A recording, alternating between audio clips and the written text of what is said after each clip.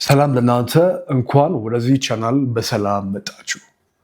ዛሬ ስለ አጭርነት ነው የምናወራው። አጭር ወንድ ወይንም ደግሞ ረዥም ወንድ። ሴቶችም በቪዲዮ ላይ የሚጠቅማችሁ ነገር ስላለ በደንብ ብታዳምጡት ደስ ይለኛል። እንኳን ደህና መጣ። ስለ ማጠርና ስለ መርዘም ነው ዛሬ የምናወራው።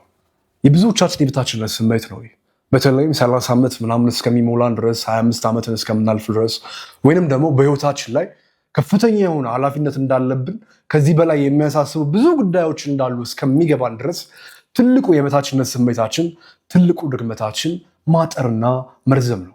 የብዙዎቻችን ትልቁ ችግር። ከሁለቱ ደግሞ እንደ ድክመት ወይንም ደግሞ እንደ በታችነት ስሜት፣ እንዳለመፈለግ ስሜት የሚሰማን አደገኛው የሆነው ውድቀት አጭር ሆኖ መገኘት ነው ተብሎ ተነግሮናል። ወይንም ደግሞ ማህበረሰቡ ይህ ባህል ስላለው እኛ አምነን ተቀብለናል። ከፍተኛ የሆነ የስነ ልቦና ቀውስ ውስጥ እያመጣ ነው ይሄ ጉዳይ ወንዶችን፣ በተለይ ማለት ከሴቶች በተሻለ። ዛሬ በእርግጠኝነት ወንድሜ ይህን ቪዲዮ አይተህ እንደጨረስክ 100% እርግጠኛ ነኝ ቃል ለምድር ለሰማይ ኮምፕሌትሊ ይህ የበታችነት ስሜት ማሸነፍ የሚችል ጠንካራ የሆነ ሀሳብ ታገኛለህ። ጎበዝ ከሆንክና የምልህን መርዳት የሚችል ጭንቅላት ካለህና የምልህ ከገባ እንዲሁም ደግሞ ይበልጥ በራስህ መንገድ ሀሳቡን መርምረህ ከወሰንክበትና ከተቀበልከው ማጠር መርዘም ተረት ሆኖ በአንተ ህይወት ውስጥ ይቀራል ማለት ነው። 100% የበታችነት ስሜት ይወገዳል ማለት ነው። ስለዚህ አብረኸኝ ቆይ። ምንም ነገር ስትቀበል ሪተርን ያስፈልገዋል። እኔ ይህንን ሀሳብ ስሰጥ አንተ ጊዜን እየሰጠኝ ነው አይደል? ዩቲዩብን ተመልክተህ አንዱ ሪተርን ነው። ነገር ግን እኔም ጊዜን ሰጥቼ ስለምሰራ ሚቹዋል ቤኔፊቱ ይኳል ነው ማለት ነው። ለሀሳቤ ግን አንድ ክፍያ ይጠበቅብሃል። እሱ ምንድነው? ይህንን ቻናል ሰብስክራይብ ማድረግ እና ይህንን ቪዲዮ ላይክ ማድረግ ነው። ስስታም እንዳትሆን፣ አትከፍልበትም። አብረን ቆይ። ወደ ሀሳባችን እንገባለን። መልካም ጊዜ። አጭር ወንድ ነው ረዥም ወንድ ነው የሚበልጠው ማለት ነው? በመጀመሪያ ደረጃ እኔ ይህንን እመሰክራለሁ። እኔ ረዥም አይደለሁም፣ እኔ አጭርም አይደለሁም። በእርግጥ መካከለኛ የሚባለው ቁመት ደረጃ ነኝ ያለሁት። ሜትር ከ79 ነው የኔ ቁመት። እና የምነግራችሁ አንድ ትልቅ ነገር ምንድን ነው? ይህ ለዓለም የተነገረ ትልቁ ውሸት ነው። አጭር መሆን መጥፎ ነው፣ ረዥም መሆን ጥሩ ነው፣ ረዥም መሆን መጥፎ ነው፣ አጭር መሆን ጥሩ ነው የሚለው ወሬ ለዓለም የተነገረ ከፍተኛ የሆነ ውሸት ነው። ለምን? ሰዎች በምድር ላይ ሲኖሩ ስነ ልቦናቸው በብዙ መንገድ እንዲጎዳ ስለሚፈልግ ማለት ነው። ብዙ አይነት ንግርት አሉ ምድር ላይ። ከእንትና ቤተሰብ መወለድ እንደዚህ ችግር ያመጣል፣ የእንትና ኃጢአት ይከተልሃል፣ ብዙ ንግርቶች አሉ። ሰዎችን የሚያስቡበት ዓላማ ላይ እንዳይደርሱና ልጅነታቸውና ወጣትነታቸውን በታታሪነት ተጠቅመውበት ደስተኛ ሆኖ አሳልፈው ታዳጊ ወጣትነታቸውን በሞራል ተንቀሳቅሰው ከፍተኛ የሆነ የስልጣን እንከን፣ የዝና እንከን፣ የሀብት እርከን ላይ እንዳይደርሱ ዓለም ወይንም ደግሞ ቦታውን ኦልሬዲ የያዙ ሰዎች ብዙ አይነት ሀሳቦችን ያስነግራል። ከዛ ችግር ይፈጠራል። ይህንን እስኪ በምሳሌ እንመልከት። ለምሳሌ ናፖሊዮን ብዙ ጊዜ ወታደር የሚያደርጋቸው እናንተ ናችሁ ለውትድርና ጥሩዎች፣ እናንተ ናችሁ ጀግኖች እያለ ረዣዥም ሰዎችን ለጦር ያሰልፍ ነበር። ነገር ግን አጭሮቹ ሰነፍና ውትድርና ስለማይችሉ አልነበረም። እሱ አጭር ስለሆነ አብዛኞቹ ረዥሞችን ለማጥፋትና ከዛ ያለውን ቫይቭ የወታደሮችን አብዛኞቹን ቁጥር ረዣዥሞችን ካስወገደ በኋላ ፕራይዱን ወይንም ደግሞ እርሱ ጋር ከሚመሳሰሉ ሰዎች ጋር ራሱን አስቀምጦ የራሱን የበታችነት ስሜትን ለማስወገድ ነው ያን ሁሉ የሚያደርገው። ጉዳዩ ይሄ ተንኮል ሰራ ተንኮል አልሰራ የሚለው አይደለም። የሚገርማችሁ ይህን የሚያደርገው ሰው ራሱ አጭር የሚባለው ሰው ውስጥ መኖሩ ራሱ አጭር መሆንና አለመሆን ከፍተኛ የሆነ ስልጣንን ከመያዝ እንደማይገድብ አንድ ማሳያ ነው በነገራችን ላይ። ስለዚህ ህዝቡን ረዣዥም ሰዎችን በዛ መንገድ ማኒፕሌት አድርጎ ያታል ነበር ማለት ነው በሌላ ቋንቋ ናፖሊዮን። ወደ ሆሊውድ ደግሞ እንምጣ። ሆሊውድ ላይ ያሉ አብዛኞቹ ባለሀብቶች በጣም ቦርጫምና በጣም ረዥም ስለሆኑ ምን አደረጉ?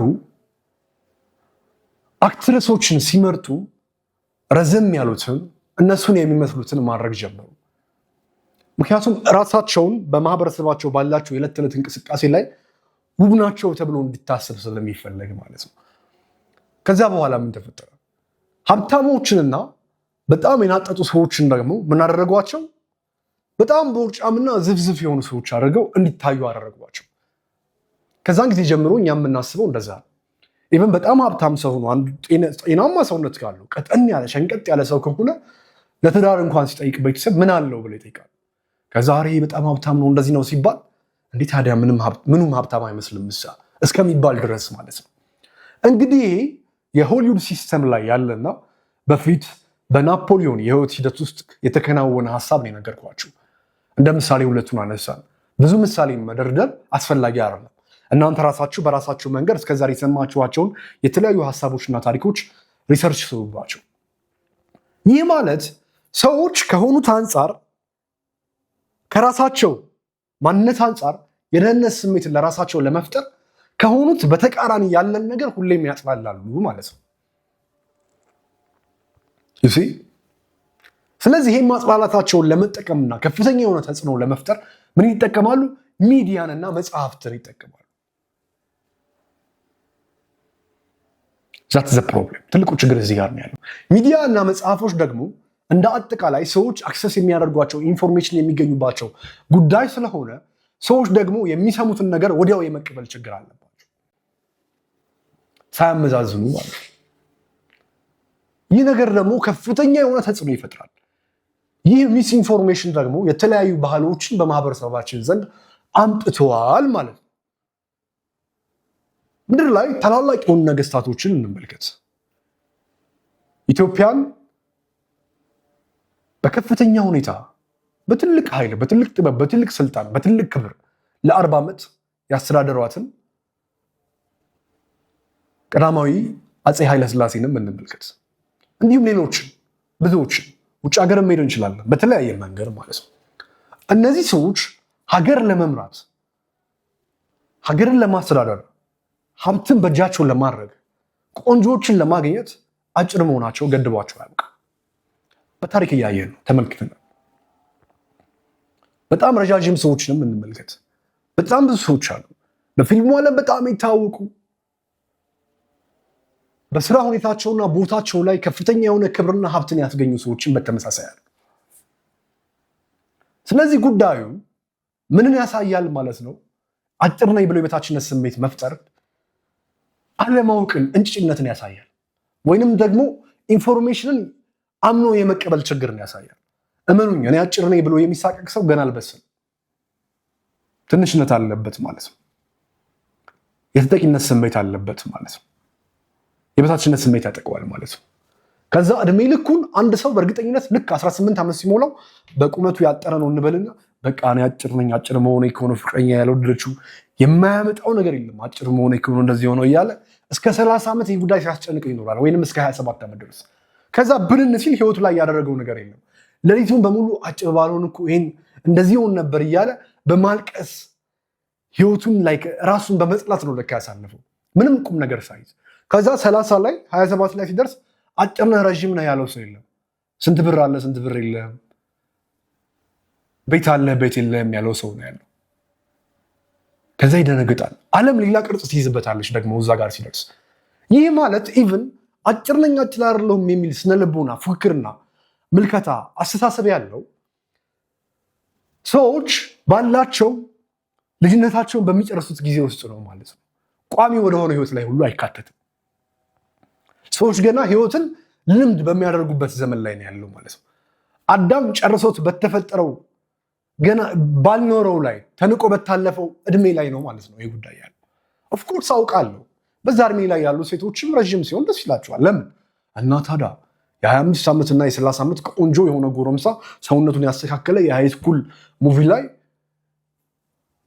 ገብቶ እንደ 14 ዓመት ተውኖ የሰራውን ብዙ አይነት ፊልሞች እያየች እንደዚህ አይነት ወንድ የማትመኝበት ምክንያት የለም። በሷም አልፈርድባትም። ጥፋቱ አይደለም፣ ይህ ጥፋቱ አይደለም፣ የሷ ጥፋት አይደለም። በቃ አትሞስፌሩ ነው፣ ሚዲያው ነው። የኔ ፖይንት ምንድን ነው? አጭር መሆን ረዥም መሆን አይደለም ህይወታችሁን የሚቀይረው የሚያስበው ደስተኛ የሚያደርገው የራሳችሁን ተፈጥሮ መረዳት ነው ደስተኛ የሚያደርገው። በዚህ ቅርጽ በዚህ ቁመት፣ በዚህ መልክ፣ በዚህ ቀለም፣ በዚህ የአይኖቻችሁ ነጸብራቅ፣ በዚህ ፈገግታ፣ በዚህ አንደበት፣ በዚህ የድምፅ ቶን ለምን እንደተፈጠራችሁና እነዚህን ነገሮች ተጠቅማችሁ ወደ የትኛው ማንነት መምጣት እንደምትችሉ ያለማወቅ ችግር ስላለባችሁ ለራሳችሁ ድክመትና ውድቀት ማጠራችሁን ወይንም መርዘማችሁን ነው ምክንያት የምታደርጉት።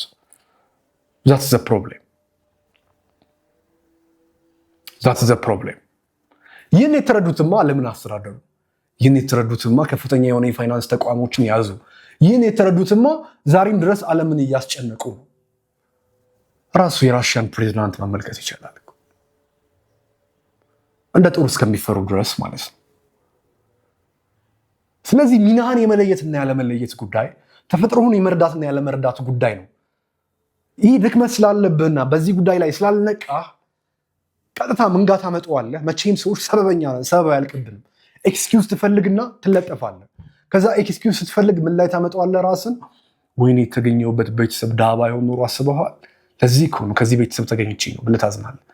አባቴ ግን ምን ሲሰራ ነበረ በዛ እድሜው፣ እናቴ ምን ስታደርግ ነበረ ትላለህ። ከዛስ ወይኔ አጭር ባልሆን ኖሮ እያልክ ታመጣዋለህ ቀስ በቀስ። ተፈጥሮውን እንደ ድክመት የሚጠቀም ሰው ሲጀምር ያለማወቅ ያለ አዋቂነት ችግር ያጠቅዋል ማለት ነው። ምክንያቱም ሆነ የተፈጠርከው በቃ ዘለዓለም መሆን የምትችለው ነገር ነው። እስከዛ ውጭ መሆንም አትችልም። ስለዚህ የማይለወጥ ነገር የማይቀበል ጭንቅላት ካለህ በራሱ ያለማወቅ ምልክት ነው። ስለዚህ ስለራስህ እወቅ፣ ስለራስህ መርመር፣ ስለራስህ አጥና፣ ስለራስህ ተረዳ። ማድረግ ስለምትፈልገው ነገር ላይ እርሳው። ቁመት አጭር ሆንኩ ረዥም ሆንኩ ምናምን ህይወት ላይ በትክክል ማተር የሚያደርገው ምንድን ነው ወደሚለው ጉዳይና በራስህ መንገድ ጣር። አውራህን አሳድግ፣ ኢነርጂን አሳድግ፣ ቫይቭህን አሳድግ፣ እይታህን አሳድግ፣ እውቀትን አሳድግ፣ ኪስህን አሳድግ፣ አንደበትን አሰልጥን። በቃ ያለ ነገር እሱ ነው። ረዥምም ከሆንክ ደግሞ እሰየው፣ በጣም አሪፍ።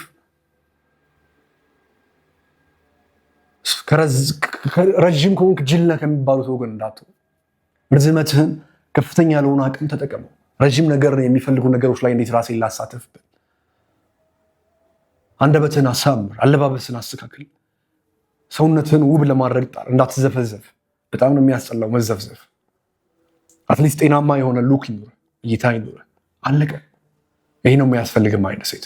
ስለዚህ ትልቁ ጉዳይ በመጀመሪያው ክፍላችን ላይ ምናል ማለት ነው፣ በመጀመሪያው ሀሳባችን ላይ አጭር ረዥም ሆኖ መገኘት አይደለም፣ ተፈጥሮን የመረዳት ጉዳይ ነው። መቀየር የማትችሉትን ነገር ደግሞ ተቀብሎ ልትቀይሩት የምትችሉት ነገር ላይ አተኩሮ መንቀሳቀስ፣ እሱ ነው ሰላምን የሚያመጣው። ዛትስ ማይ ፖይንት። ወደ ሁለተኛው ሀሳብ ደግሞ እንምጣ። ሌላው እዚህ ላይ ሊገባችሁ የሚገባው ሁለተኛ ጉዳይ ደግሞ ምንድን ነው? ይህ ወሬ አብዛኛውን ጊዜ ከ25 ዓመት በታች ያሉ ሰዎች ወሬ፣ ቲኔጀሮች፣ በተለይም ታዳጊ ወጣቶች ከምላችሁ ዕድሜ ያላለፋችሁ ሰዎች በደንብ አዳምጡ። ከዛም አልፋችሁ አጭር ነኝ ምናምን ረዥም ነኝ ያላችሁ የምትጨነቁ ከሆነ በጣም በቃ አዝናለሁ በእናትህ። ወይንም ደግሞ እንደዚህ ጋይድ የማያደርጋችሁ ሰው ስለሌለ ነው። ከዚህ ቪዲዮ በኋላ ሰላም እንደምትሆኑ ተስፋ አለኝ። ይህ ከሰማችሁኝ 25 ዓመትን ያላለፉ ወይንም ደግሞ በሌላ ቋንቋ ይህን ያልኩባችሁ ምክንያት ለምንድን ነው? ብዙ ጊዜ ከ25 ዓመት በላይ ስንሆን ብዙ ኃላፊነት ይመጣል። እነቃለን። እንዲህ እስካሁን ምን ስሰራ ነበር? ምን ሆኜ ነው ህይወቴን ያበላሸሁት?